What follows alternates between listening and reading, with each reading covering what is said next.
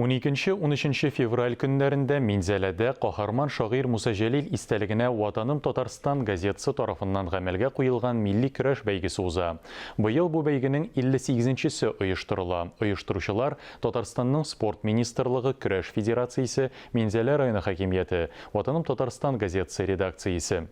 Тарихка күз салсак, беренче турнирда Сарман көрәшчеләре җиңеп чыккан, аннан соң күчмә кубок Буага киткән, соңрак Чистайга барып җиткән. Рекорд исә Балташта, алар бу бәйгедә 13 мәртәбә җиңү яулый алды. Аерым исемнәргә килгәндә Шаллы батыры Айрат Гыйлаев барсында уздыра. Ул бу бәйгене 12 тапкыр отты. Узган ел вафат булган Ильяс Галимов бәйге тарихына 9 мәртәбә уңышка ирешкән батыр булып кирип калды. Быелгы бәйгедә данлыклы көрәшче Ильяс Галимов истәлегенә махсус бүләк булдырылган. Әлеге турнир соңгы елларда Казаннан читтә уздырыла. Бу да ярышның төп үзенчәлекләреннән берсенә әверелде.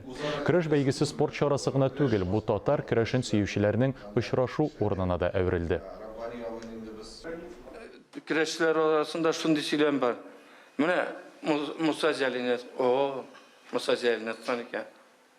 Әле менә Татарстан беренчелеген тоткан икән, дип әйтмәскә дә мөмкин. Musa Җәлилне туенды ул үзенә күрә бер төрле зур батырлык эшләү шикелле. Чөнки монда кешеләр дә күбрәк килә, командалар да килә. Аннар шундый ярышып менә тегене итеп безнең татар илләр арасында да теге характерлы егетләр бар бит инде, җиңәләр.